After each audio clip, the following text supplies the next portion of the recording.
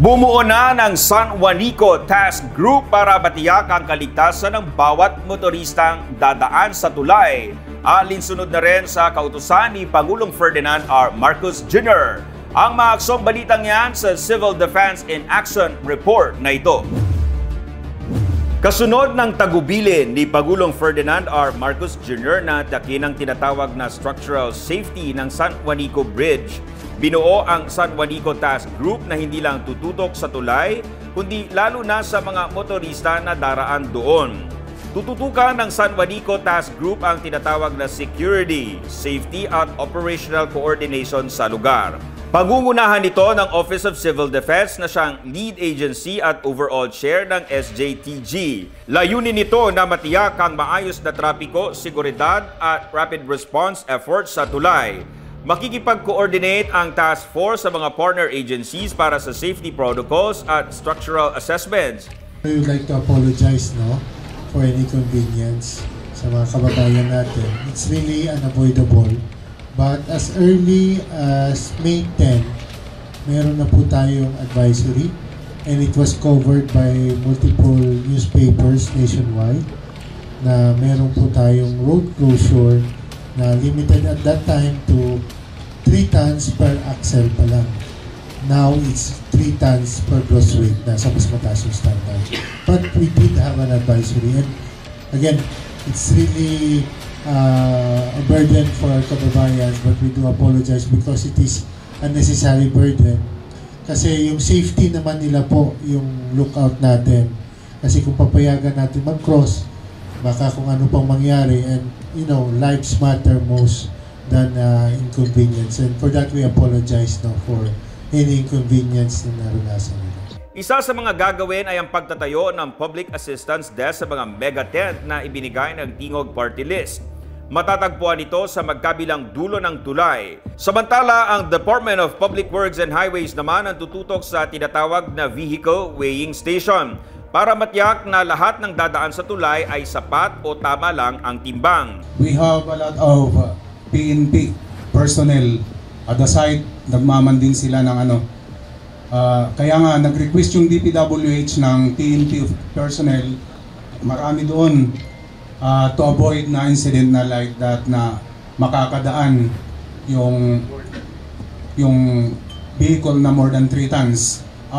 Actually kahapon 24/7 yung binantayan yung tulay together with our WeBridge personnel and the PNP. On the part of the PNP Region 8, our regional director had already inspected the area and he have already given the guidance to assist the DPWH in the implementation of the 3 metric tons na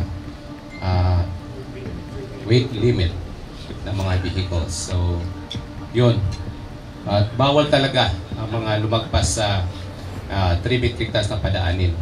Ang megatent ang magsisilbing command post na may mobile command center mula naman sa Department of Social Welfare and Development. Para sa mga na-stranded, different tulongs, different na pwede natin ma-extend to make the hassle less of a burden sa mga kababayan natin. Like we will be deploying portalets, we will be deploying a field kitchen, meron din na free internet, and security that we will be provided for. I will be deploying also 2 command vehicles this afternoon sa site. So I think it will greatly improve the situation. Rest assured that every day is a learning day sa atin dito to address this situation. But we will not stop until we perfected the system na yung crossing is safe, comfortable, and less of a hassle for everybody. Magkakaroon din ng one-stop shop para sa franchise applications at permits. 2 temporary passenger terminals ang itatayo, isa sa Tacloban City, Leyte at isa sa Santa Rita, Samar. For the part of the Armed Forces of the Philippines, we have deployed troops from both sides of the bridge. 24/7 din yung in coordination with DPWH and PNP at saka OCD, nag-provide ng mga tents yung OCD 8. Kaya na-set up ng mga personnel natin yung mga tents dun, sir, na for use ng mga pedestrian na kung maulan, may masisilungan sila. We are already closely coordinating with the 3 LGUs. Meron na tayong i-deploy na mga staff to ensure that we'll be able to provide assistance, especially those mga waiting passengers. As mentioned kanina, ano naman sila, moving naman, but again, considering na ang dami yung mga passenger vehicles, so we just have to ensure that we can ease yung kanilang burden naman. So we will be of course deploying yung aming mga equipment, kasama na dun yung aming mobile communication vehicle, kasama din doon yung ating mobile kitchen. Ang mga mabibigat na sakyan naman ay i-reroute sa proposed checkpoint sa latest site sa Sogod, Orbok, Palo, Tacloban at Santa Fe. Sa summer side naman, magkakaroon din ng proposed checkpoint sa Catbalogan, Taft, Basay at Santa Rita. We will ensure yung tinatawag nating maximum tolerance. Ang problema po natin dito is we have commuters who are delayed, mainit ang ulo, lahat yan, nandiyan na yan. So hindi lang naman po sa PNP yan. All other agency might encounter some pedestrian drivers, commuters na would complain about the situation. So sana on our part as government public service, we will ensure na we will make it is must na we will maximum tolerance for the PNP, except kung unruly na talaga, doon nga pumapasok ang public security.